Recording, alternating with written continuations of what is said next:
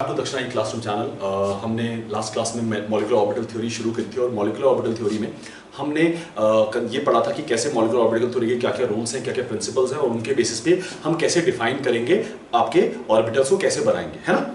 अच्छा, लास्ट में हमने एक चीज पढ़ी थी, कंस्ट्रक्टिव इंटरफेरेंस और डिस्ट्रक्टिव इंटरफेरेंस, और ये बात करी थी कि कंस्ट्रक्टिव इंटरफेरेंस से क्या होता है, क्योंकि प्रोबेबिलिटी ऑफ फाइंडिंग इलेक्ट्रॉन बढ़ जाता है तो उसको हम बोलते हैं कि उस तरह का बॉन्डिंग मॉलिक्यूलर ऑर्बिटल बनेगा। जबकि डिस्ट्रक्टिव इंटरफेरेंस में हमने क्या बताया था कि बनेगा एंटी बॉन्डिंग मॉलिक्यूलर ऑर्बिटल। अब क्योंकि वो तो ग्राफिकल रिप्रेजेंटेशन था, अब हम देखेंगे कि आपके जो ऑर्बिटल्स हैं वो कैसे कंबाइन करेंगे और क्या बनाएंगे, ठीक है ना। तो शुरुआत करते हैं आपका उसी इंटरफेरेंस से, ओवरलैपिंग से, है ना। कैसे शुरू करेंगे? एसएस ओवरलैप से। एसएस ओवरलैप, है ना, एसएस ओवरलैप, ठीक है। जब एसएस ओवरलैप की बात करता हूं तो एसएस ओवरलैप कैसे होगा बेटा? सिंपल है, आपके पास एक एस है, ठीक है, पॉजिटिव। पॉजिटिव का मतलब क्या है कि फेज, सेम फेज होना चाहिए, है ना। पॉजिटिव का मतलब क्या है? Same phase. एक और है with positive, again same phase, है ना, अगेन सेम फेज, मतलब सेम फेज वाला कंबाइन कर रहा है, सेम फेज वाला कंबाइन कर रहा है। जब हमने सेम फेज का उसमें पढ़ा था तो हमने क्या पढ़ा था बेटा कि सेम फेज का कब कंबाइन करेगा? सेम फेज का कंबाइन करने से क्या बनेगा?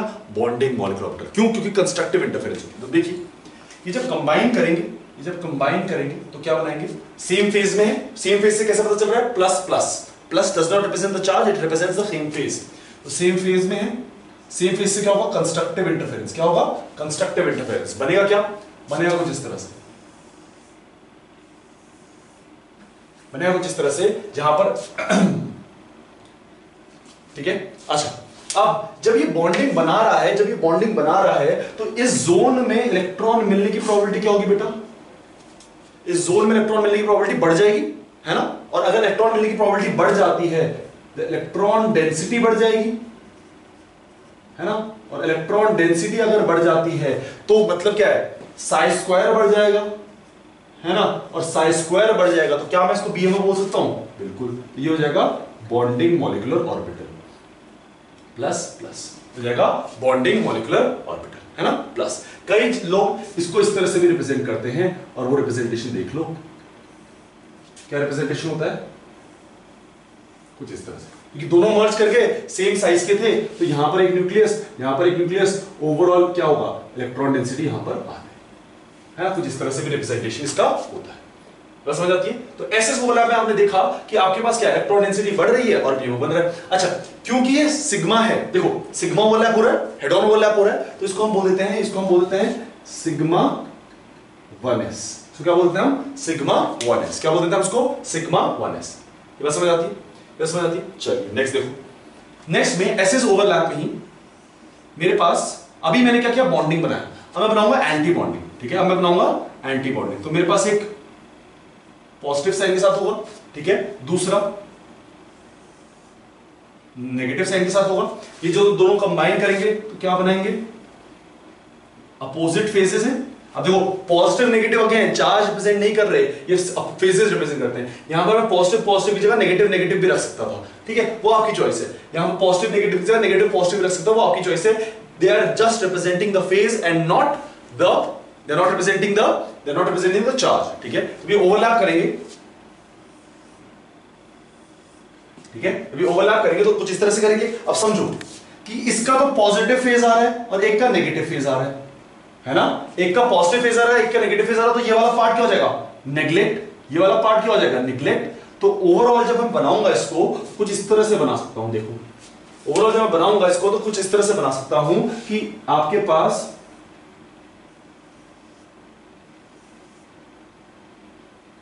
जो बीच वाला पार्ट था वो क्या हो गया? निग्लेक्ट। जो बीच वाला पार्ट था वो क्या हो गया? निग्लेक्ट। बात समझ आ रहे हैं? और बीच वाला पार्ट क्योंकि निग्लेक्ट हो गया, बिल्कुल जीरो हो गया, तो यहां पर इलेक्ट्रॉन मिलने की प्रोबेबिलिटी क्या होगी बेटा? यहां पर इलेक्ट्रॉन मिलने की प्रोबेबिलिटी क्या होगी?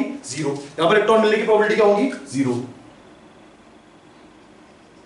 यहां पर इलेक्ट्रॉन मिलने की प्रोबेबिलिटी क्या होगी? जीरो, क्योंकि वहां पर क्या हो गया? पूरा एक पॉजिटिव था, एक नेगेटिव था, दोनों के दोनों क्या हो गए? ओवरलैप कर गए, क्योंकि 1s था, क्योंकि 1s था। तो बिल्कुल एग्जैक्ट फिगर जब हमने बात करी थी ओवरलैप की, तो हमने बोला अगर साई अपर वाला फेज, साई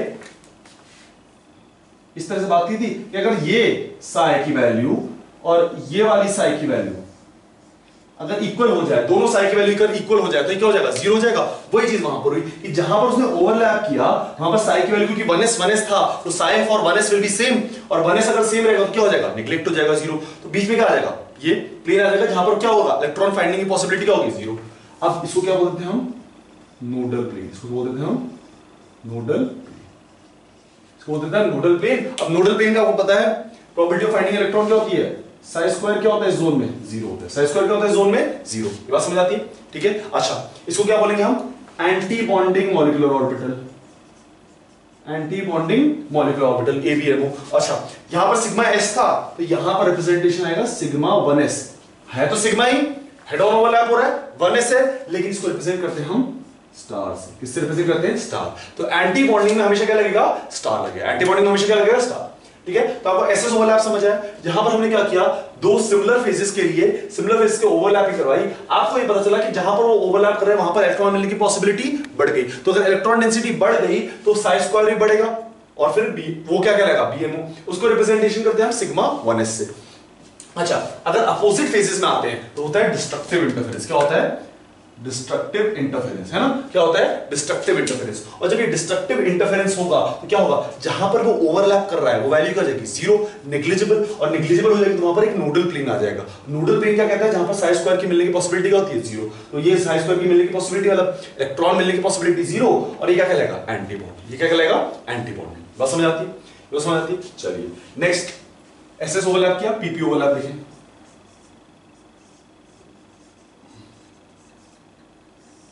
PP ओवरलैप देखो, PP ओवरलैप में क्या होता है बेटा, सिंपल सी चीज है।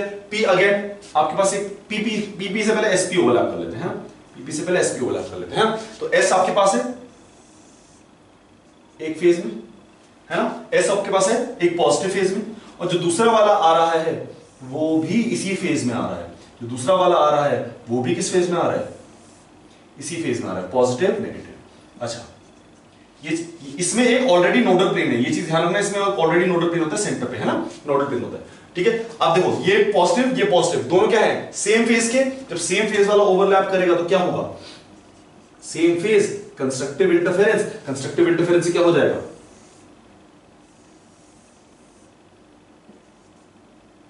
ठीक है। यहां पर अब इस पोर्शन में ध्यान रखना, इस पोर्शन में इलेक्ट्रॉन मिलने की प्रोबेबिलिटी ज्यादा, इस पोर्शन में इलेक्ट्रॉन मिलने की प्रोबेबिलिटी ज्यादा। कई लोग इसको किस तरह से रिप्रेजेंट करते हैं, कई लोग इसको इस तरह से रिप्रेजेंट कर लेते हैं। देखो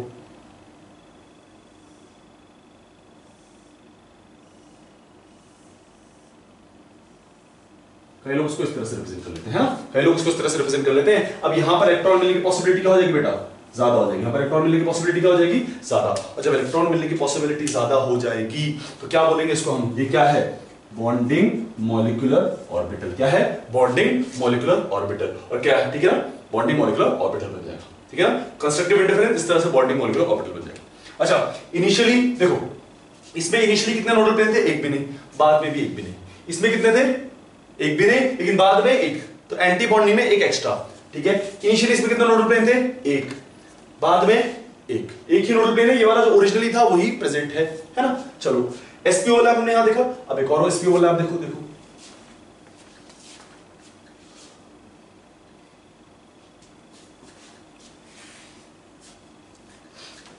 देखो ये जो SP ओवरलैप देखा है हमने, इसमें क्या हो रहा है, सेम फेज में आ रहा है। अब हम देखेंगे कि अपोजिट फेज में अगर आए तो क्या होगा। अपोजिट फेज मतलब एक में पॉजिटिव चार्ज और दूसरे में नेगेटिव चार्ज। मतलब चार्ज है क्या, वो नहीं, वो क्या है, वो बस एक फेज का रिप्रेजेंटेशन है, एक पॉजिटिव में एक नेगेटिव में। या अब ये बोल दो वो इस तरह से रिप्रेजेंट कर रहा है कि एक क्या है, एक आपका अबव द फेज है और एक लोअर द फेज है, ठीक है ना, बस वो रिप्रेजेंटेशन। अच्छा ये बनेगा, कैसे बनेगा देखो,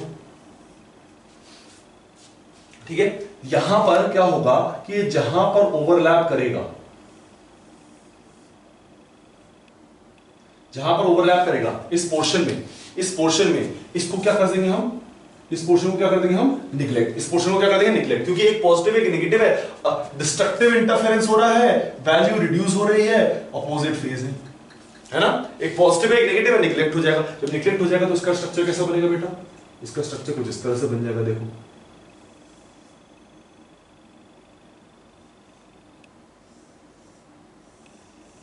कुछ इस तरह से बन जाएगा इसका स्ट्रक्चर, है ना। अब बीच में अगेन क्या आ गया, एक नोडल प्लेन, बीच में अगेन क्या आ गया, एक नोडल प्लेन, है ना, ये नोडल प्लेन आ गए, ठीक है, दिस इज नोडल प्लेन,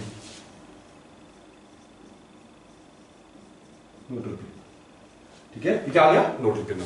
बस समझ आती है, बस समझ आती है, ठीक है। तो आपके पास ओरिजिनली कितने नोडल प्लेन थे, एक नोडल प्लेन था, बाद में कितने हो गए, एक ये हो गया और एक ये हो गया, कितने हो गए, दो नोडल प्लेन हो गए। इसको क्या बोलेंगे हम, एंटी बॉन्डिंग मॉलिक्यूलर ऑर्बिटल, इसको क्या बोलेंगे हम, एंटी बॉन्डिंग मॉलिक्यूलर ऑर्बिटल। ये बात समझ आती है, ये बात समझ आती है। तो एसपीपी ओवरलैपिंग में दो है, एसपी ओवरलैपिंग में एक, जब आपके पास सेम फेज वाला है तो आपके पास बॉन्डिंग बनेगा, जब आपके पास अपोजिट फेज वाला है तो आपके पास एंटी बॉन्डिंग बनेगा, ठीक है। चलिए आगे बढ़े,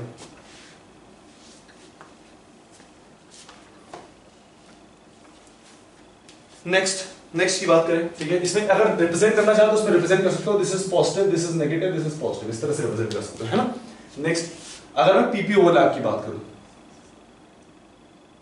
पीपी ओवरलैप, ठीक है, पीपी ओवरलैप कैसे होगा,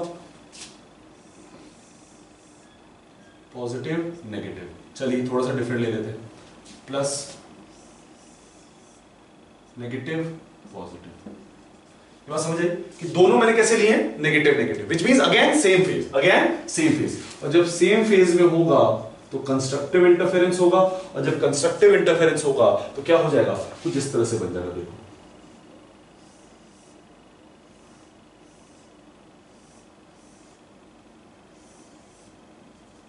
कुछ इस तरह से बन जाएगा। जब ओवरलैप करेगा तो यहां पर एक पोर्शन आ जाएगा इस साइड की तरफ, इधर की तरफ एक पोर्शन आ जाएगा, कुछ ओवरलैप। अगेन क्या हुआ, आपका क्या बढ़ गया, आपकी इलेक्ट्रॉन डेंसिटी बढ़ गई, इलेक्ट्रॉन डेंसिटी बढ़ गई तो हम क्या बोल देंगे, यह है बॉन्डिंग मॉलिक्यूलर ऑर्बिटल, यह है bonding molecular orbital with same phase, है ना, with same phase, obviously same phase से बनेगा, है ना, ऑब्वियसली सेम फेज से ही बनेगा, ठीक है। नेक्स्ट, अच्छा इनिशियली कितने आपके पास वो थे, एक ये प्लेन है, ये प्लेन है नोडल प्लेन, बाद में भी उतने ही नोडल प्लेन है दो। तो ये चीज याद रखो कि बॉन्डिंग मॉलिक्यूलर ऑर्बिटल में initial nodal plane equals to final nodal plane, initial nodal plane equals to final nodal plane. ये बात समझ आती है, ठीक है। एंटी बॉन्डिंग में क्या होता है, एंटी बॉन्डिंग मॉलिक्यूलर ऑर्बिटल में इनिशियल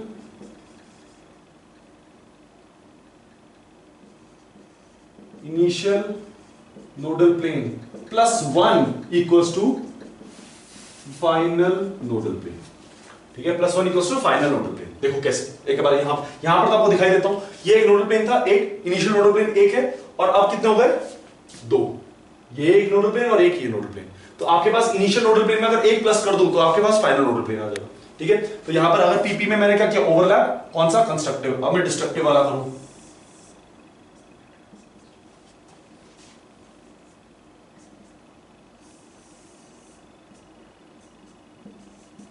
देखो ये पॉजिटिव फेज में, ये नेगेटिव फेज में, अपोजिट में आ रहा है, इसको क्या बोल देंगे हम, अपोजिट फेज डिस्ट्रक्टिव इंटरफेरेंस, ठीक है। अपोजिट फेज डिस्ट्रक्टिव इंटरफेरेंस कैसे बनेगा, जिस तरह से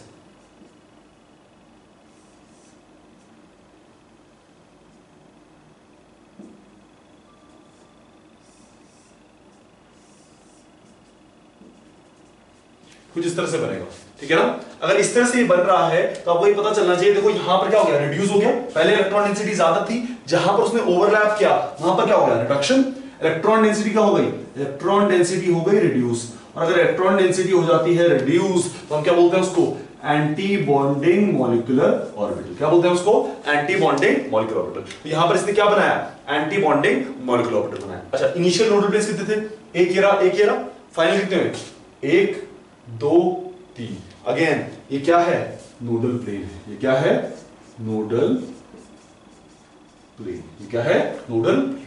बात समझ आती, बात समझ आती। तो यहां पर क्या हुआ, दो फेज देखिए आपने, एक तो सेम फेज में आते हुए, एक अपोजिट फेज में आते हुए, constructive interference destructive interference. Constructive interference में देखो इलेक्ट्रॉन डेंसिटी बढ़ गई, डिस्ट्रक्टिव इंटरफेरेंस में इलेक्ट्रॉन डेंसिटी कम हो गई, ठीक है ना। चलिए आगे बढ़े,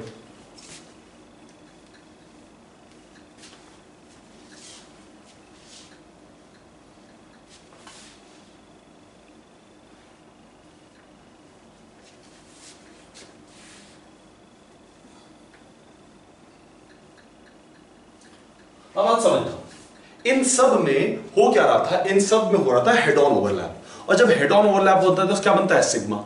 अब आप देखते हैं साइडवेज ओवरलैप या कोलैटरल ओवरलैप की बात करते हैं। किसकी बात करते हैं हम, कोलैटरल ओवरलैप। इसकी बात करते हैं कोलैटरल ओवरलैप, है ना। कोलैटरल ओवरलैप की जब मैं बात करता हूं तो कोलैटरल ओवरलैप में क्या होगा, साइडवेज। साइडवेज कैसे, देखो प्लस माइनस प्लस माइनस, ध्यान से देखना, ये दोनों प्लस प्लस माइनस माइनस की तरह आ रहे हैं, ऐसे आ रहे हैं, है ना, ऐसे इस तरह से आ रहा है, इस तरह से आ रहा है, तो प्लस ऊपर प्लस माइनस नीचे। अच्छा, इसका जो नोडल प्लेन होगा वो एक ही होगा दोनों का, ये वाला, है ना, ये नोडल प्लेन होगा। तो जिस भी एक्सिस में ये है, मान लो ये एक्स एक्सिस में है, मान लो ये भी एक्स एक्सिस में है, तो नोडल प्लेन क्या हो जाएगा, वाई जेड। नोडल प्लेन क्या हो जाएगा, वाई जेड, क्योंकि अगर एक्स वाई ऐसे है, क्योंकि अगर एक्स वाई ऐसे है तो ये कौन सा प्लेन हो जाएगा, अगर एक्स ऐसे है, सॉरी, अगर एक्स ऐसे है तो ये कौन सा प्लेन हो जाएगा, वाई जेड। ये कौन सा प्लेन हो जाएगा, वाई जेड। ये पूरा प्लेन क्या हो जाएगा, वाई जेड। ये वाला प्लेन वाई जेड, क्योंकि एक्स तो इधर है ना, तो अगर आपको एक्स को इन्वॉल्व करना है तो आपको ये वाला एक्सेस यूज करना पड़ेगा। आपने वो यूज नहीं किया तो ये कौन सा जाएगा, ये वाला प्लेन तो वाई जेड हो जाएगा, क्योंकि यहां पर जीरो है, ठीक है। तो ये प्लेन कौन सा जाएगा, वाई जेड। जब ये ओवरलैप करेंगे, और क्योंकि कंस्ट्रक्टिव इंटरफेरेंस है, सेम फेज है, ओवरलैप से क्या होगा, बढ़ जाएगा, तो क्या होता है, कुछ इस तरह से बनता है,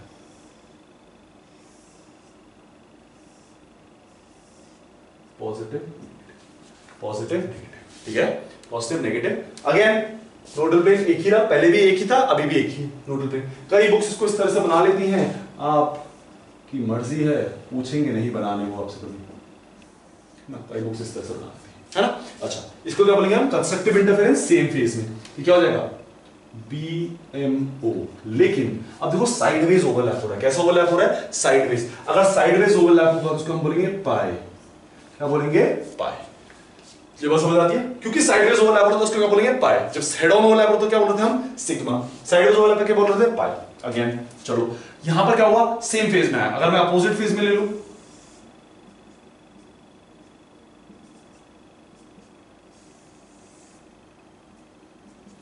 इस तरह से, अगर मैं अपोजिट फेज में ले लूं, देखो अपोजिट फेज डिस्ट्रक्टिव इंटरफेरेंस क्या होगा, जहां पर ये ओवरलैप करेगा ना वहां पर रिडक्शन आ जाएगा, जहां पर ये ओवरलैप करेगा वहां पर क्या आ जाएगा, रिडक्शन। तो मैं क्या बोल रहा हूं, मैं कुछ इस तरह से इसको बनाता हूं,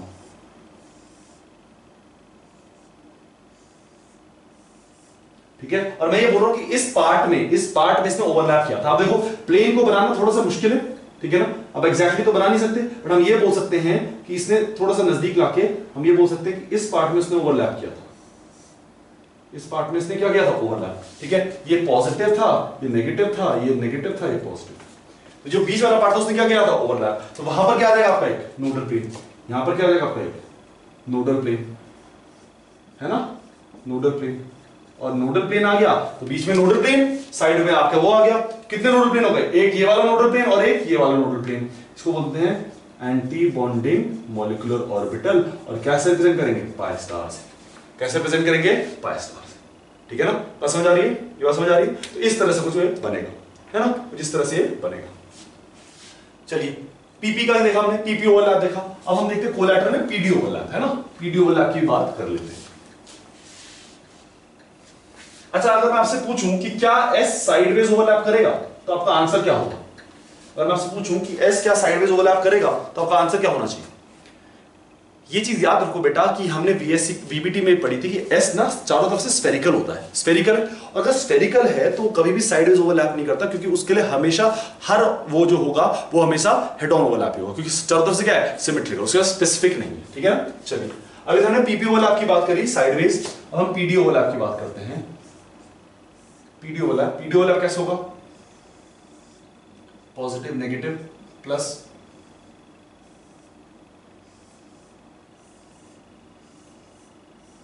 कुछ इस तरह से पॉजिटिव नेगेटिव, है ना, कुछ इस तरह से आएगा, पॉजिटिव नेगेटिव कुछ इस तरह से, है ना। ये साइडवेज सीधे सीधा हेड ऑन ओवरलैप कर रहा है। जब हेड ऑन ओवरलैप करेगा तो कैसे बनाएगा, कंस्ट्रक्टिव इंटरफेरेंस सेम फेज, क्या हो जाएगा बेटा, कुछ इस तरह से बन जाएगा।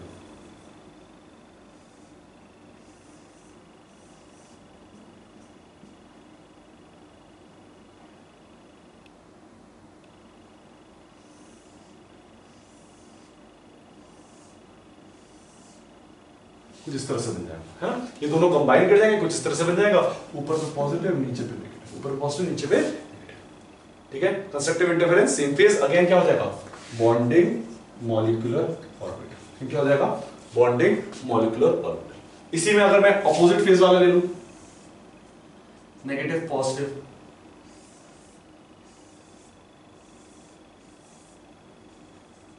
पॉजिटिव नेगेटिव, इसी में अपोजिट फेज वाले लो, तो अपोजिट फेज वाले में क्या हो जाएगा, रिड्यूस हो जाएगा। तो destructive interference opposite phase, structure कैसा बन जाएगा बेटा, कुछ इस तरह से स्ट्रक्चर बन जाएगा, ठीक है।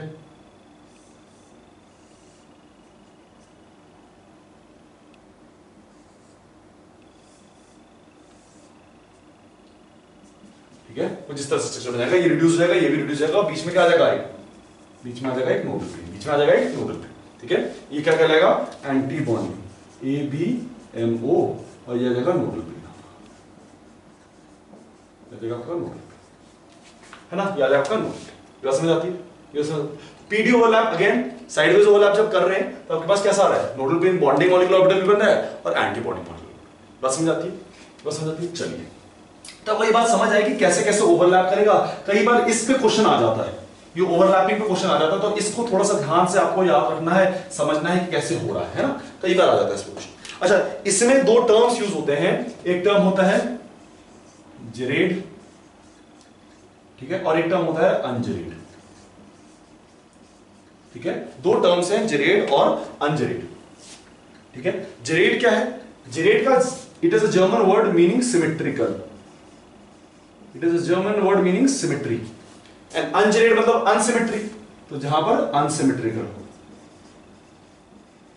ठीक है, अनसिमेट्रिकल। अब इसका मतलब क्या है, इसका मतलब यह है कि जब भी आप किसी और मॉलिक्यूलर ऑर्बिटल को रोटेट करोगे अराउंड इट्स मॉलिक्यूलर एक्सिस, ठीक है, मॉलिक्यूलर ऑर्बिटल को रोटेट करोगे around its molecular axis, principal axis, तो अगर वो चारों रोटेट करने के बाद सेम आता है तो उसको क्या बोलते हैं हम, जेरेड। अगर वो रोटेट करने के बाद सेम नहीं आता तो उसको क्या बोलते हैं हम, अनजेरेड। फॉर एग्जांपल, ये पहला वाला था हमारा, ये पहला वाला था हमारा, है ना। जब फर्स्ट हमने एसएस ओवरलैप किया था कुछ इस तरह से किया था, यहां पर दो न्यूक्लियस थे। अब इसको कैसे भी रोटेट करो, ठीक है, प्रिंसिपल एक्सिस के क्रॉस, तो आपको क्या मिलेगा, हमेशा सिमिलर ही मिलेगा। अब हमेशा क्या मिलेगा, सिमिलर ही मिलेगा, तो क्या कहलाएगा, जेरेड। तब ये क्या कहलाएगा, जेरेड, ठीक है। और अगर इसी में मैं देखूं एंटी बॉन्डिंग वाला जो था, इसको अगर मैं रोटेट करूं, इसको अगर मैं रोटेट करूं, देखो इसको मैं रोटेट करूंगा इसके अक्रॉस, ऐसे रोटेट करूंगा, तो ये पॉजिटिव साइन इधर आ जाएगा, नेगेटिव साइन इधर आ जाएगा, ठीक है। फिर मैं इसको इसके अक्रॉस रोटेट करूं, किसके अक्रॉस, ऐसे, ठीक है, इसको फ्लिप करूं, तो अगेन ये इसी फॉर्म में रहेगा, रहेगा कि नहीं रहेगा, मतलब मैं इस तरह से रोटेट कर रहा हूं, तो इसमें चेंजेस आ गए। देखो इनिशियली पहले यहां पर पॉजिटिव था, अब क्या आ गया, पहले नेगेटिव था, अब क्या आ गया, पॉजिटिव, तो इसमें चेंजेस आ गए, तो ये क्या हो जाएगा, अनजेरेड, अनजेरेड। तो इसकी वजह, इसी तरह हमने सारी चीजों को निकाल के हमने स्पेसिफाई किया कि हमारे पास जेरेड कौन कौन से होंगे, जेरेड होंगे हमारे पास जेरेड होंगे हमारे पास सिग्मा एंड पाई स्टार, ठीक है, sigma and pi star. Sigma bonding मतलब बॉन्डिंग मॉलिक्यूलर ऑर्बिटल जो कोएक्सियल वाला है, और पाई स्टार जो कोलैटरल वाला है, ये बात समझ आती है। और अनजेरेड में हमारे पास क्या है, इसके जो बच गए, जो बाकी बच गए, तो सिग्मा स्टार एंड पाई। अब देखो एग्जाम में अगर तुम इसको बनाने बैठोगे तो सबसे बड़ी दिक्कत क्या आएगी कि तुम पहले बनाओगे और फिर देखोगे ओवरलैप कर रहे हैं। तो पहले सीधा सीधा ये चीज याद रखो कि जेरेड कौन सा होगा और अनजेरेड कौन सा होगा। क्यों? क्योंकि एग्जाम में इसको बनाने बैठ गए तो बहुत टाइम लग जाएगा, और इनऑर्गेनिक में इतना टाइम नहीं लगना चाहिए, क्योंकि इनऑर्गेनिक फटाफट फटाफट होनी चाहिए। बात समझो, inorganic should not be time consume. तो ये बात समझना, pi and sigma and pi star. तो आपको एक चीज याद रख लो, जेरेड याद रख लो, sigma and pi star are जेरेड। और ये भी तरीका याद करने का आसान है कि आपका जब सिग्मा है तो दूसरा वाला क्या है, एंटी बॉन्डिंग। पहला वाला बॉन्डिंग है, दूसरा वाला क्या है, एंटी बॉन्डिंग, वो भी दूसरा वाला पाई वाला, तो पाई स्टार, ठीक है। अच्छा, तो लिखने का तरीका क्या है, तो कई जगह आपको इसका रिप्रेजेंटेशन ऐसे मिलेगा, 1sG, ठीक है, 1sG, या फिर पाई स्टार G। जी का मतलब क्या होगा, आप जी से समझ जाना, इट मींस जेरेड। और ये दोनों ही जेरेड हो सकते हैं, किसी भी और कंडीशन में कोई और जेरेड नहीं होगा, सिर्फ यही दो जेरेड होंगे, बाकी और कोई जेरेड नहीं होगा। और अनजेरेड कौन से होंगे, ये दो अनजेरेड होंगे। ये बात समझ लो, ये बात समझ लो, ठीक है। चलिए अब देखते हैं स्प्लिटिंग कैसे होती है सिंपल आपके एटॉमिक ऑर्बिटल्स में, है ना। स्प्लिटिंग कैसे होती है एटॉमिक ऑर्बिटल्स में, वो देखने की कोशिश करते हैं। देखो आपके पास दो एटॉमिक ऑर्बिटल्स हैं, ठीक है, कोई से भी ले लो, 1s ले लो, कोई भी ले लो एटॉमिक ऑर्बिटल्स, मैंने s लिया है, ठीक है, और इस अक्रॉस एनर्जी बढ़ रही है, इसके अक्रॉस क्या बढ़ रही है, एनर्जी बढ़ रही है। जब ये दोनों कंबाइन करेंगे तो क्या बनाएंगे, एक बॉन्डिंग और एक एंटी बॉन्डिंग। तो जो बॉन्डिंग बनता है वो लोअर एनर्जी बनता है, ठीक है, और जो एंटी बॉन्डिंग बनता है वो हायर एनर्जी बनता है। तो हमने बात की थी कि बॉन्डिंग की एनर्जी कम, एंटी बॉन्डिंग की एनर्जी ज्यादा। तो ये this is AO atomic orbital, this is AO atomic orbital, this is BMO bonding molecular orbital, this is ABMO bonding molecular orbital, anti bonding molecular. बस समझ आती, ठीक है। यहां पर BMO की एनर्जी आपको कम दिख रही है, तो कुछ इस तरह से इसकी स्प्लिटिंग होती है ना, कुछ इस तरह से इसकी स्प्लिटिंग होती है। अब इसका नेमिंग कर सकते हो, क्योंकि S है तो S तो हमेशा सिग्मा ही बनाएगा, तो sigma 1s sigma star 1s। बात समझ आती है, बात समझ आती है। अगर यहीं पर मैं आपसे क्वेश्चन पूछूं कि what will be the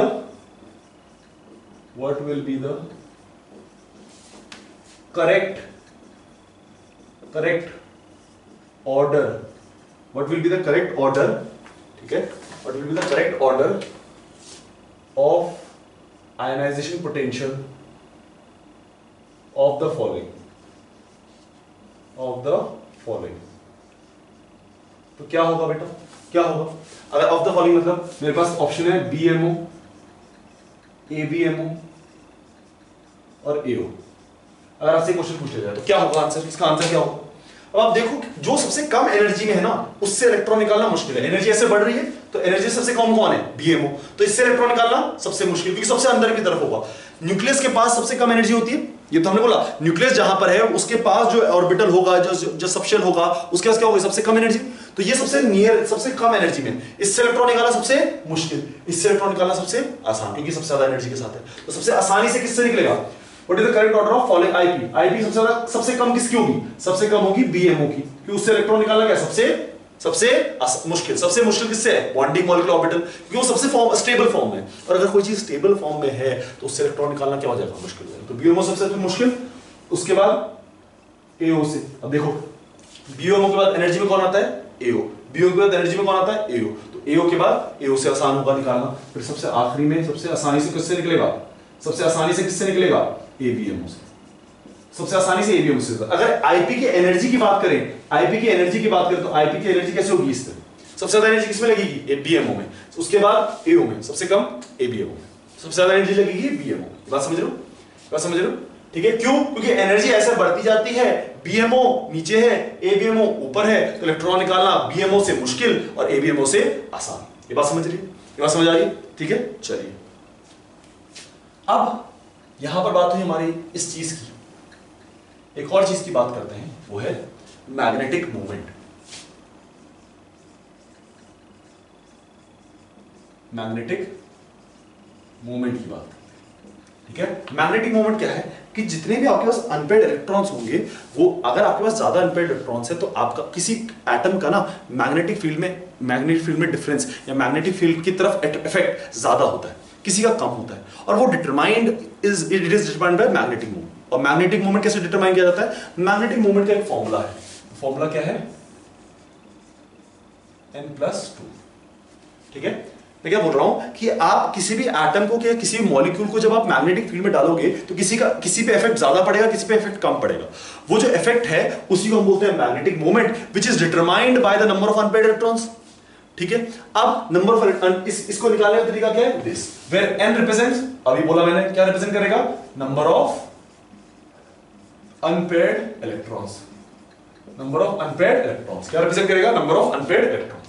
बात समझ रहे हो, बात समझ रहे हो, ठीक है। तो ये हो जाएगा। अब इसको रिप्रेजेंट करते हैं हम म्यू से, और ये हो जाता है बोहर मैग्नेटॉन, ये हो जाता है बोहर मैग्नेटॉन, ठीक है। तो इसकी वैल्यू, अगर बोहर मैग्नेटॉन की value not equal to 0i, not equal to 0i, ठीक है, which means this will be paramagnetic.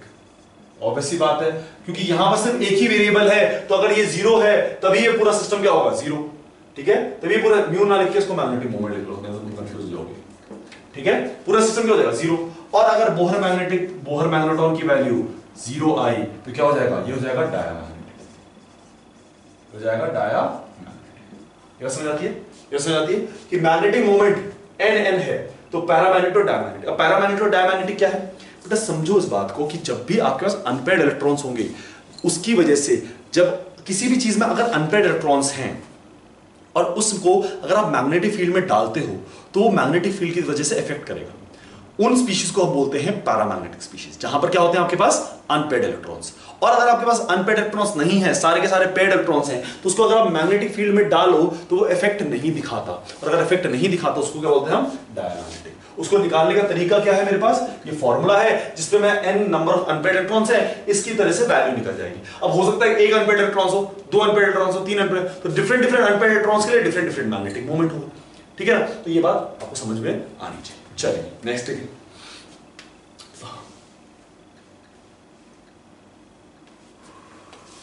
Oxygen का बनाने की कोशिश करते हैं ना। क्वेश्चन हमने एमओटी की शुरुआत एक क्वेश्चन से करी थी, वो थी कि ऑक्सीजन जो है वो पैरामैग्नेटिक है, लेकिन हमें दिखता डायमैग्नेटिक है, तो ऐसा क्यों है। ऑक्सीजन का बनाने की कोशिश करते हैं, पहले ऑक्सीजन का बनाते हैं, ऑक्सीजन का देखिएगा, ठीक है, ऑक्सीजन का देखते हैं, ठीक है। अब देखो उसको बनाने का एक बहुत सिंपल तरीका है, ठीक है। बनाने का तरीका क्या है कि आप एक साइड पर ऑक्सीजन लिखोगे, आप दूसरी साइड पर ऑक्सीजन लिखोगे, which means, और यहां पर आप उसके ऑर्बिटल्स बनाते जाओगे, यहां पर उसके आप क्या बनाते जाओगे, ऑर्बिटल्स, ठीक है। तो ऑक्सीजन के जब ऑर्बिटल्स की बात करें तो जो कौन सा ऑर्बिटल आता है बेटा, बेटा पहले 1s है ना, यहां पर भी जाएगा 1s।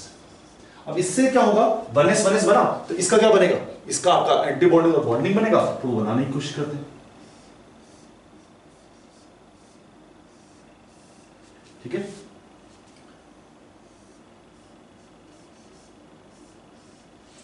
ये बन गया बॉन्डिंग एंड एंटी बॉन्डिंग। अच्छा अब एक चीज बहुत और, ये किसके पीछे बना है, ये है 1s, ये है 1s, ठीक है। अगर 1s 1s है तो ये सिग्मा 1s और ये सिग्मा स्टार, क्योंकि ये बॉन्डिंग है, ये एंटी बॉन्डिंग है, ठीक है। सिमिलरली मैं 2s की बात करूंगा, ठीक है। 2s की जब बात करेंगे तो 2s में भी इस तरह से बनेगा कुछ,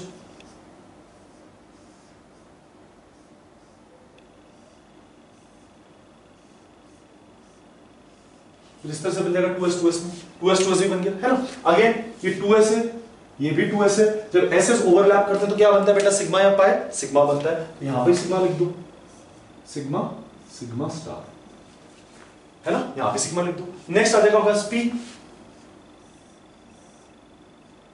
इस तरह से होगा, ठीक है। अब p में जो पहला ओवरलैप होगा वो क्या होगा, सिग्मा ओवरलैप, पहला ओवरलैप क्या होगा, सिग्मा। क्यों, क्योंकि देखो जब भी p ओवरलैप करेगा वो कुछ इस तरह से करेगा, ठीक है, तो सिग्मा किया, और जो बाकी p होगा अगर वो इस तरह से है, मान लो ये आपके पास p है और इसको इस तरह से कंसीडर करो कि आपके पास ये है, ठीक है, तो जो पहला ओवरलैप होगा वो क्या होगा, सिग्मा, और बाद में क्या करेगा, पाई, बाद में क्या करेगा, पाई। तो पहला सिग्मा होता है, पहला क्या होता है, सिग्मा। तो अगर पहला सिग्मा है तो पहला सिग्मा बना दो, ठीक है, कुछ इस तरह से,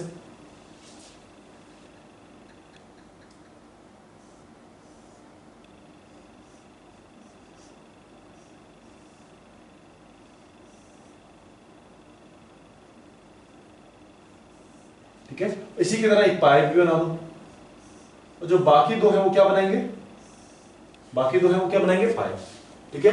इसी के रिस्पेक्ट में एक ऊपर बन जाएगा और एक फिर पाइप बन जाएगा, ठीक है। तो इसका नाम, अब देखो इसका नाम क्या होगा बेटा, ये जो बना है इसका नाम पहला है तो इसका नाम क्या आ जाएगा, सिग्मा, इसका पाई, इसका भी पाई, पहला सिग्मा बाकी दोनों पाई, इसका क्या हो जाएगा बेटा, पाई स्टार, इसका भी पाई स्टार, और ये सिग्मा, ठीक है। अच्छा अब इलेक्ट्रॉन फिल करना शुरू करो, तो इसमें कितने इलेक्ट्रॉन्स होते हैं, 2, यहां पर कितने इलेक्ट्रॉन्स होते हैं, 2, ठीक है ना, 2 इलेक्ट्रॉन्स होते हैं। इसके बाद यहां पर कितने इलेक्ट्रॉन्स आते हैं, 2, यहां पर भी कितने इलेक्ट्रॉन्स आते हैं, 2, ये हो गया। यहां पर कितने इलेक्ट्रॉन्स होते हैं बेटा, 4, है ना, तो 4 इलेक्ट्रॉन्स भर दो। यहां पर भी कितने इलेक्ट्रॉन्स होते हैं, 4, तो 4 इलेक्ट्रॉन्स, ये हो गया।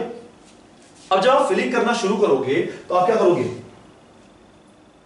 पहले हुंड्स रूल की तरह, है ना, Hund's rule of Pauli's exclusion principle, तो पहले आप नीचे से भरना शुरू करोगे। अब इसके साथ एनर्जी वाला कोई नहीं है तो उसको पेयरिंग करवा दो, फिर इधर भर दो, 4 इलेक्ट्रॉन इसके हो गए, 4 इलेक्ट्रॉन पूरे हुए, पूरे भर के।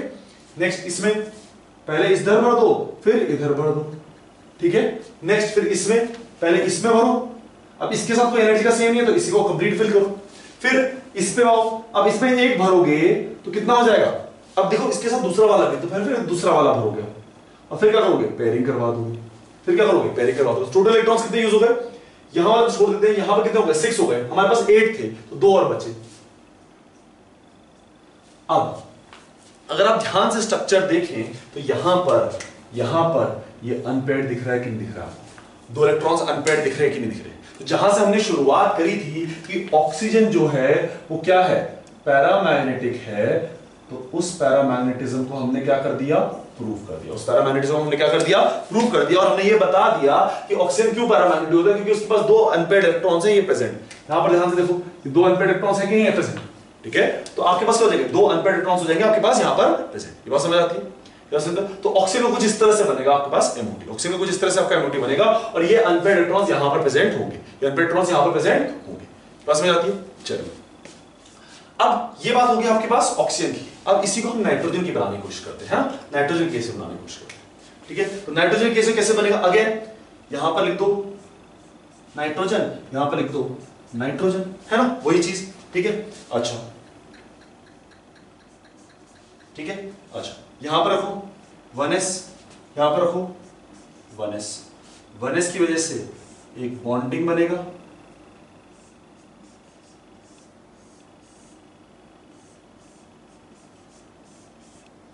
ठीक है। 1s की क्या बनेगा, बॉन्डिंग, ठीक है। नेक्स्ट 2s, 2s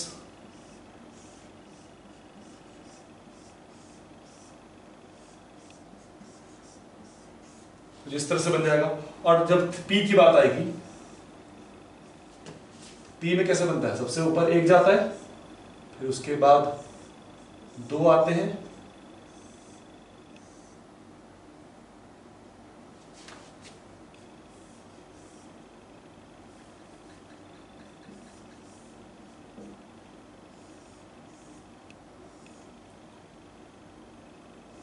इस तरह से। यहां पर आपके पास 2 आएंगे, ये कुछ इस तरह से। अब यहां पर एक दिक्कत होती है, और यहां पर कुछ यहां पर आ जाता है, ठीक है। अब ये क्या हुआ, आपने ऑक्सीजन में तो यहां पर कैसे लिखा, ये सिग्मा नीचे लिखा, और सिग्मा की एनर्जी वैसे भी कम होती है, usually sigma bond is a stronger bond, तो उसकी एनर्जी यूजुअली क्या होगी, कम। लेकिन यहां पर आपने सिग्मा ऊपर कर दिया, इसके बारे में बात करेंगे, पहले इसको भर लेते हैं, ठीक है। जब मैं इसको लिखूंगा तो मैं इसको किस तरह से लिख सकता हूं, यहां पर आ गया, ठीक है। यहां पर लिख सकता हूं मैं, this is 1s, this is 1s, और 1s है तो ये सिग्मा स्टार, है ना, सिग्मा और सिग्मा स्टार,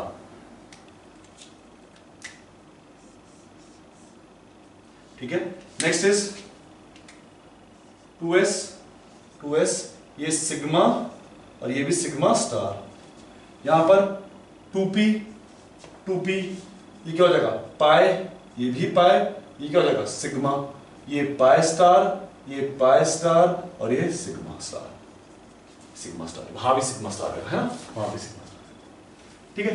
तो इस तरह से आपका बनेगा। आप देखो ये वाला जो है, ये यहां पर देखो, आप ध्यान से देखना, यहां पर ऑक्सीजन में देखोगे तो ऑक्सीजन में नीचे पे था, और लेकिन यहां पर क्या आ गया, ऊपर पे आ गया, यहां पर क्या आ गया, ऊपर पे आ गया। तो ये क्या हुआ कि यहां पर ऑलरेडी ऑक्सीजन में नीचे पे था और ऊपर पे था, तो इसको इस तरह से लिख लो, पहले इसको इस तरह से लिख लो कि ये जो स्पीशीज है, ये जो हमने डायग्राम बनाया है, ये 14 या 14 से कम इलेक्ट्रॉन स्पीशीज के लिए, 14 या 14 से कम इलेक्ट्रॉन स्पीशीज के लिए ये वाला मॉलिक्यूलर ऑर्बिटल डायग्राम चलेगा। रीजन बताऊंगा क्यों, लेकिन फॉर द टाइमिंग ये लिखो कि molecular orbital diagram for less than 14 electron species ये वाला चलेगा, ठीक है। और for more than 14 electron species, for more than 14 electron species कौन सा चलेगा मॉलिक्यूलर ऑर्बिटल डायग्राम, ये वाला, ठीक है। मोर देन 14 के लिए ये वाला, लेस देन 14 के लिए ये वाला, ठीक है। मोर देन 14 के लिए वो वाला, लेस देन 14 के लिए ये वाला। अब इसमें इलेक्ट्रॉन की फिलिंग करो, जब इलेक्ट्रॉन की फिलिंग करता हूं तो एस में कितने इलेक्ट्रॉन्स थे बेटा, एस में आपके पास कितने इलेक्ट्रॉन्स थे, 2 इलेक्ट्रॉन्स, इसमें 2 इलेक्ट्रॉन्स थे, ठीक है। यहां भी एस में 2 इलेक्ट्रॉन्स थे, फिल करते जाओ, यहां पर 2 इलेक्ट्रॉन्स, यहां पर 2 इलेक्ट्रॉन्स, है ना, यहां पर भी 2 इलेक्ट्रॉन्स, यहां पर भी 2 इलेक्ट्रॉन्स, तो इसमें भी फिलिंग करते जाओ, ठीक है। यहां पर 3 इलेक्ट्रॉन्स थे पी में, यहां पर पी में कितने इलेक्ट्रॉन्स थे, 3, ठीक है। अब पी में 3 इलेक्ट्रॉन्स, पी में 3 इलेक्ट्रॉन्स, जब इसको निकालोगे तो यहां पर कितना आ जाएंगे, 1 2 3 4 भरते, पहले सिंगली फिल करोगे, फिर डबल करोगे, ठीक है, और उसके बाद फिर ये, ठीक है, इसके बाद ये। अच्छा, ऑक्सीजन का अगर मैं मैग्नेटिक, अगर यहां से बॉन्ड ऑर्डर निकालो, ऑक्सीजन का बॉन्ड ऑर्डर निकालो तो कितना हो जाएगा बॉन्ड ऑर्डर, बॉन्ड ऑर्डर का फॉर्मूला क्या होता है बेटा, half into number of electrons in bonding minus number of electrons in anti bonding, ये बात करी थी हमने, बात करी थी हमने। तो बॉन्डिंग में कितने इलेक्ट्रॉन है देखो, ये दो ये सारे, तो ये कितने हो गए 6 + 2 + 2 कितने हो गए 10 इलेक्ट्रॉन्स इन बॉन्डिंग हो गए। यहां पर लिख दो half 10 electrons in bonding. Anti bonding में कितने हो गए 2 2 4 2 6 -6 कितना आ जाएगा बेटा 2 आ जाएगा। तो बॉन्ड ऑर्डर ऑक्सीजन का 2 होता है, बिल्कुल सही बात है, बॉन्ड ऑर्डर ऑक्सीजन का 2 होता है, O2 का 2 बॉन्ड बनाता है। तो मैं नाइट्रोजन की बात करूं तो नाइट्रोजन में देखो बॉन्ड ऑर्डर निकालोगे, कैसे निकालोगे bond order will be equal to half anti bonding में कितने इलेक्ट्रॉन्स हैं 2 2 4 और 6 10 इलेक्ट्रॉन्स माइनस एंटी बॉन्डिंग में कितने हैं 4, टोटल कितना हो गया बेटा, टोटल हो गया आपका 3। तो यस नाइट्रोजन का बॉन्ड ऑर्डर क्या होता है 3 होता है, नाइट्रोजन का बॉन्ड ऑर्डर क्या होता है 3 होता है। ठीक है, ये बात समझ आती है। तो ऑक्सीजन और नाइट्रोजन का मॉलिक्यूलर ऑर्बिटल डायग्राम कुछ इस तरह से बनेगा, जहां पर nitrogen is diamagnetic but oxygen is paramagnetic, और इससे आप बॉन्ड ऑर्डर भी निकाल सकते हो। अच्छा, एक चीज आप यहां पर ध्यान दो कि इसकी जरूरत ही नहीं है, इसकी जरूरत ही नहीं है। क्यों? अगर आप देखो तो यहां पर कितने इलेक्ट्रॉन्स हैं 1 2 3 4 8 इलेक्ट्रॉन्स जो हैं, 8 इलेक्ट्रॉन्स जो हैं, अगर 8 इलेक्ट्रॉन से ऊपर वाली स्पीशीज है तो यहां पर ज्यादा फर्क आएगा, यहां पर फर्क नहीं आएगा। क्यों? क्योंकि 2 इलेक्ट्रॉन नीचे आएंगे 2 इलेक्ट्रॉन ऊपर आएंगे, 2 इलेक्ट्रॉन नीचे आएंगे 2 इलेक्ट्रॉन ऊपर आएंगे, तो वो क्या हो जाएगा ओवरऑल क्या हो जाएगा निग्लेक्ट हो जाएगा, ओवरऑल क्या हो जाएगा निग्लेक्ट। यहां पर भी ऐसी हो। तो जब भी आपके पास 8 इलेक्ट्रॉन से ज्यादा वाली स्पीशीज आती है, 8 इलेक्ट्रॉन से ज्यादा वाली स्पीशीज आती है, तो आपको सिर्फ क्या बनाना पड़ेगा, आपको सिर्फ ऊपर वाला डायग्राम बनाना है। आपको सिर्फ कौन सा डायग्राम बनाना है ऊपर वाला, बस समझ लो। और अगर 8 इलेक्ट्रॉन से कम वाली स्पीशीज आती है तो फिर कौन सा बनाएगा, फिर आप ये बना सकते हैं नीचे वाला। लेकिन 8 इलेक्ट्रॉन से ऊपर वाली स्पीशीज में आपके पास कितना होगा ऊपर वाला डायग्राम। ठीक है ना, चलिए ये बात समझिए। तो यहां वाली बात करते हैं कि ऐसा क्यों बना। ठीक है, पहले देखते हैं कि कैसा बन रहा है, क्या डिफरेंसेस हैं, और फिर देखेंगे कि ऐसा क्यों हुआ।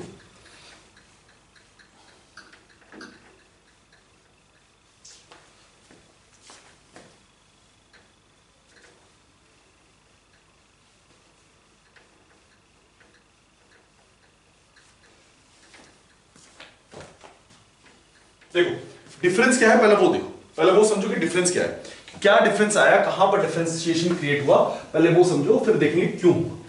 ठीक है ना, देखो हमें दिखा था कि नीचे वालों में कोई ज्यादा फर्क था नहीं, नीचे वाले ऑलमोस्ट सेम थे। फर्क कहां था, सिर्फ पी में फर्क था, है ना, फर्क कहां था, सिर्फ पी में फर्क था। तो क्या फर्क था, देखो जो 14 इलेक्ट्रॉन से ज्यादा वाली स्पीशीज थी, जो 14 इलेक्ट्रॉन से ज्यादा वाली स्पीशीज थी, उसका जो पी वाला डायग्राम था वो कुछ इस तरह से था।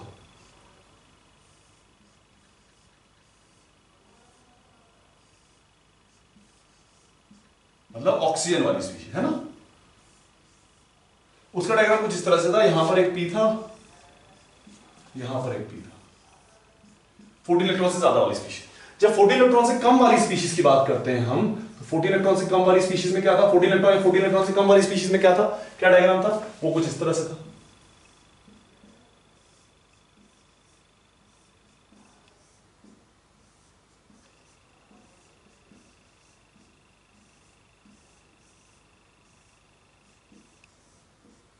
वो यहां कुछ इस तरह से था। दोनों में डिफरेंस क्या था कि यहां का सिग्मा नीचे था, जो कि होना चाहिए एक्चुअल में ये डायग्राम होना चाहिए, सिग्मा यूजुअली कहां रहता है, नीचे रहता है, लेकिन इसमें सिग्मा कहां आ जाता है, ऊपर।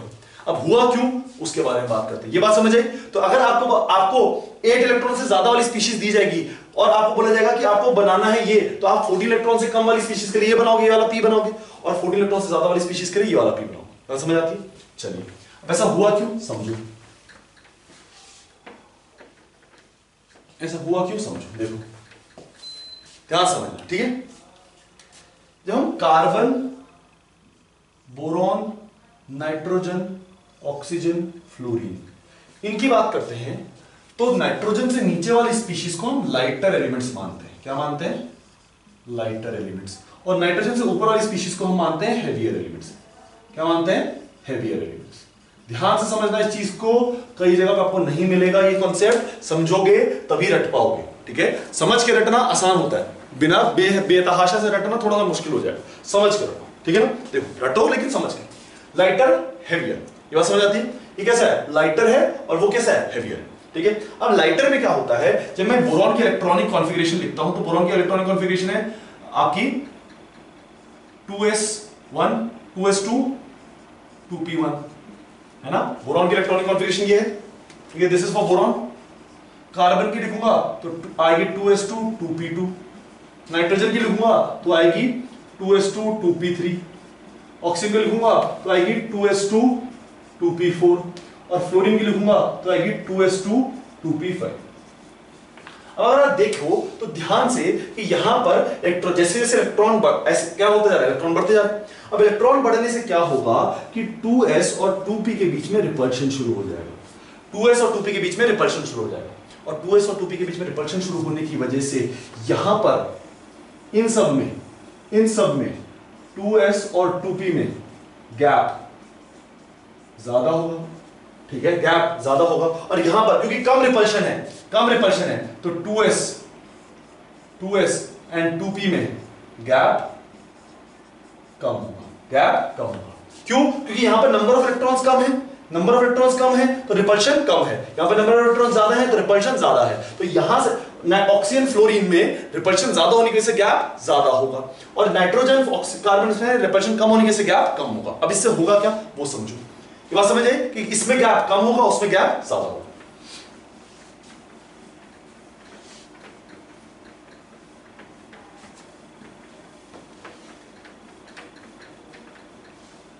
अब इसमें 1s का कोई रोल नहीं है तो मैं 1s नहीं बनाऊंगा, ठीक है। इसमें 2s और 2p का ही रोल है तो 2s और 2p ही बने, ठीक है, समझ लो, ठीक है। आपके पास ये है, आपके पास 2s, ठीक है ना, और ये आपके पास 2p, ठीक है, ये आपके पास 2, ठीक है। अब किसकी बात कर रहे हैं हम? नाइट्रोजन की बात कर रहे हैं, नाइट्रोजन या नाइट्रोजन कंपाउंड, इन दोनों के बीच में गैप कम है, तो क्या होता है इसमें थोड़ी सी ओवरलैपिंग हो जाती है। हमने ओवरलैपिंग कहां पढ़ी? हाइब्रिडाइजेशन में, इसमें भी थोड़ी सी ओवरलैपिंग हो जाएगी क्योंकि गैप क्या है? कम। गैप कम है तो थोड़ी सी ओवरलैपिंग की वजह से एक p इसके साथ ओवरलैप करके बना देगा sp ओवरलैपिंग हो जाएगी, और ये भी थोड़ी सी ओवरलैपिंग करके बना देगा sp। ये तो हमने पढ़ा ही है कि जब ओवरलैपिंग होती है तो एनर्जी में क्या होता है, थोड़ा s की एनर्जी में थोड़ा सा राइट, p की एनर्जी में थोड़ा सा लेस, क्योंकि ये दोनों आपस में ओवरलैप कर रहे हैं। ये ओवरलैपिंग होगी, ये बात समझ रहे? ये ओवरलैपिंग होगी, ठीक है। तो ओवरलैपिंग कैसे हुई? ओवरलैपिंग का मतलब क्या है? सिंपल, s ने p के साथ थोड़ी सी ओवरलैपिंग कर दी। ओवरलैपिंग से क्या हुआ कि थोड़ा सा एनर्जी में राइज करके थोड़ा सा ड्रॉप कर दिया। बाकी दोनों p अपनी ओरिजिनल पोजीशन पे ही है, बस थोड़ा सा एक p थोड़ा सा डिप कर दिया। इसमें भी ऐसे होगा क्योंकि एनर्जी गैप कम है, तो यहां से क्या होगा, ये भी थोड़ा सा डिप करेगा और यहां पर sp आ जाएगा, और यहां पर थोड़ा सा sp आ जाएगा, ठीक है ना। इस तरह से इसमें राइज आ जाएगा, बस समझ लो, इस तरह से समझ लो। अब ये दोनों क्या बनाएंगे? मॉलिक्यूलर ऑर्बिटल्स, तो एक एंटी बॉन्डिंग बनाएंगे और एक बॉन्डिंग बनाएंगे, ठीक है। ये भी बनाएंगे मॉलिक्यूलर ऑर्बिटल्स, ये एक एंटी बॉन्डिंग बनाएंगे और ये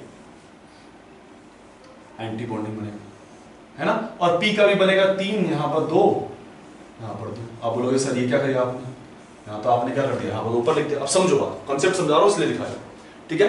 अब देखो, पहले ये गैप ज्यादा था, अगर ऑक्सीजन होता तो ऑक्सीजन में ये गैप क्या होता? ज्यादा होता। ऑक्सीजन होता तो ऑक्सीजन में क्योंकि गैप ज्यादा होता, क्यों? देखो यहां पर रिपल्शन ज्यादा था, ऑक्सीजन में गैप ज्यादा था।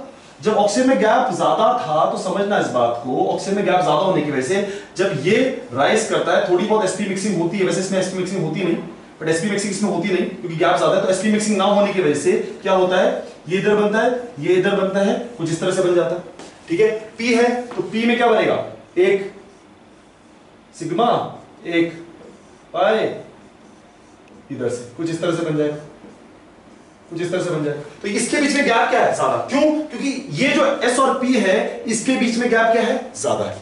इस s और p में गैप ज्यादा होने की वजह से इन दोनों के बीच का गैप क्या होगा? ज्यादा। अब s और p में गैप कम था, उसकी वजह से ओवरलैपिंग हुई। ओवरलैपिंग की वजह से ध्यान समझना, ये गैप भी क्या हो गया? कम हो गया। ओवरलैपिंग की वजह से ये गैप भी क्या हो गया? कम। और फिर उसने बॉन्डिंग और एंटी बॉन्डिंग बनाया। फिर उसने क्या बनाया? बॉन्डिंग और एंटी बॉन्डिंग। अब एंटी बॉन्डिंग ये हो गया, बॉन्डिंग ये हो गया। इन दोनों में इलेक्ट्रॉन डेंसिटी है, इन दोनों में इलेक्ट्रॉन डेंसिटी है, तो इनमें क्या होगा? रिपल्शन होगा। इन दोनों में क्या होगा? रिपल्शन। और जब रिपल्शन होगा तो रिपल्शन की वजह से ये थोड़ा सा नीचे जाएगा और ये जंप करके ऊपर आ जाएगा। रिपल्शन की वजह से, क्योंकि इसमें भी इलेक्ट्रॉन डेंसिटी, इसमें भी इलेक्ट्रॉन डेंसिटी, तो रिपल्शन की वजह से ये जंप करके ऊपर चला जाता है और जंप करके नीचे आ जाता है। बात समझ आती है? क्यों हुआ ऐसा? क्योंकि ओरिजिनली गैप कम था, फिर और कम हो गया sp मिक्सिंग की वजह से, और फिर और कम हो गया। जबकि इसमें ओरिजिनल गैप ज्यादा था और sp मिक्सिंग क्योंकि नहीं हुई तो गैप फिर भी क्या रहा? ज्यादा ही रहा, तो उसकी वजह से रिपल्शन कम रहा। जबकि यहां पर क्योंकि गैप कम होता गया, क्योंकि ये वाला गैप कम हो गया, मिनिमलिस्टिक हो गया, उसकी वजह से क्या हुआ, रिपल्शन हुआ, और रिपल्शन की वजह से कहां चला गया, ऊपर चला गया। रिपल्शन की वजह से कहां चला गया, ऊपर चला गया। बात समझ आती है? रिपल्शन की वजह से कहां चला गया, ये ऊपर चला, जंप करके ऊपर चला गया। और जंप करके जो डायग्राम बना, इसका स्ट्रक्चरल डायग्राम बना, वो कुछ इस तरह से बना, देखो वो कुछ इस तरह से बना कि यहां पर S पे ज्यादा इफेक्ट दिखता नहीं, क्योंकि S एंटी बॉन्डिंग से नीचे तो जा नहीं सकता, तो S पे ज्यादा इफेक्ट दिखता नहीं, बट P पे इफेक्ट क्या दिखता है कि P का इफेक्ट आ जाता है कुछ इस तरह से, P का इफेक्ट आ जाता है कुछ इस तरह से कि सिग्मा वाला जंप करके ऊपर आ जाता है। सिग्मा वाला जंप करके कहां जाता है, ऊपर। बात समझे? सिग्मा वाला जंप करके कहां जाता है, ऊपर आता है। क्यों आ जाता है? क्योंकि आपको पता चला कि sp मिक्सिंग हुई, sp मिक्सिंग की वजह से डिक्रीज हुआ गैप, उसकी वजह से और डिक्रीज हुआ गैप जब बॉन्डिंग और एंटी बॉन्डिंग बनाया, और उसमें क्या हुआ, रिपल्शन, उसकी वजह से वो जंप कर गया, उसकी वजह से वो क्या कर गया, जंप। बात समझ आती है? बात समझ आती है? तो इस तरह से आपका बन जाता है 14 इलेक्ट्रॉन स्पीशीज से कम वाला, 14 इलेक्ट्रॉन स्पीशीज से कम वाला। क्यों बनता है? क्योंकि sp मिक्सिंग हो रही है, क्योंकि sp मिक्सिंग हो रही है। तो इसमें लिखो, एक दो लाइनें लिखो, इसमें एक दो लाइन लिखो। In case of lighter elements energy gap between, in case of lighter elements, energy gap between 2s and 2p, in case of lighter elements, energy gap between 2s and 2p is very less. Energy gap between 2s and 2p is very less. So due to mixing, they form sp hybridized orbital. So due to mixing, they form sp hybridized orbitals. These hybrid orbitals combine to form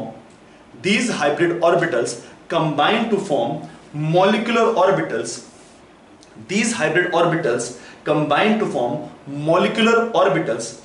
लिखते जाओ, these hybrid orbitals combine to form molecular orbitals, ठीक है?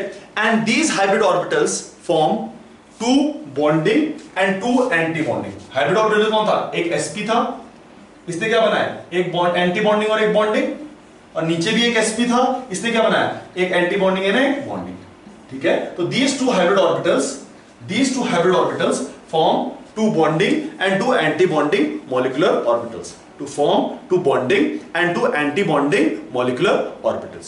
देखा? अब लिखो उसमें the bonding and the anti-bonding molecular orbital, the bonding and the anti-bonding molecular orbital have electron density in same axis.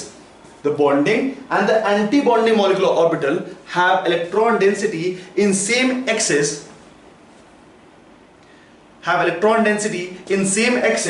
Therefore, the repulsion takes place. And there is change in molecular orbital diagram. Therefore, the repulsion takes place and there is change in molecular orbital diagram. Therefore, the repulsion takes place and there is change in molecular orbital diagram. ठीक है? ये बात समझ आती? ठीक है? तो आपको ये बात समझ आए कि जो 14 इलेक्ट्रॉन से कम वाली स्पीशीज होगी उसका मॉलिक्यूलर ऑर्बिटल डायग्राम थोड़ा सा डिफरेंट होगा। यहाँ पर सिग्मा थोड़ा सा ऊपर चल जाएगा, और जो 14 इलेक्ट्रॉन से नीचे वाली स्पीशीज, 14 इलेक्ट्रॉन से ज्यादा वाली स्पीशीज होगी उसका मॉलिक्यूलर ऑर्बिटल डायग्राम डिफरेंट होगा। ये दोनों कॉन्सेप्ट याद रखने बेटा, ठीक है? वैसे तो मैं इसकी आखिरी में आपको एक ट्रिक बताऊंगा जिसमें आपको इन सब चीजों की जरूरत नहीं पड़ेगी, बट आप अगर बेस क्लियर रहेगा तो आप आंसर बहुत आसानी से निकाल सकते हैं, ठीक है? तो आज का लेक्चर मैं यहीं पे खत्म कर रहा हूं इस कॉन्सेप्ट के साथ कि sp मिक्सिंग की वजह से गैप रिड्यूस होता है, और गैप रिडक्शन की वजह से वो जो बॉन्डिंग और एंटी बॉन्डिंग का गैप है वो कम हो जाता है, और उसमें क्या हो जाता है, रिपल्शन, और वो जंप करके ऊपर चले जाता है। क्यों यहां पर छोड़ रहा हूं? क्योंकि इसके ऊपर थिंक ओवर करना, सोचना, कंसेप्ट समझना, और फिर वापस आना नेक्स्ट क्लास में और देखेंगे कि हम और आगे कैसे बढ़ सकते हैं। This is a very tricky concept जहां पर लोग बहुत फंसते हैं, ठीक है? और पेपर में तो नहीं आता, लेकिन आखिरी में क्या करना पड़ जाता है, रटना पड़ जाता है। तो वहां पर एक दिक्कत आ जाती है कि आपको रटना पड़ जाएगा। तो ये चीज याद रखना कि sp मिक्सिंग में से जंपिंग क्यों होती है, ताकि आपका कंसेप्ट क्लियर है, आगे चल के आपको दिक्कत ना आए, ठीक है ना? तो आज के लेक्चर में बस इतना ही, आपसे मिलते हैं नेक्स्ट लेक्चर में। तब तक के लिए take care and will see you next time.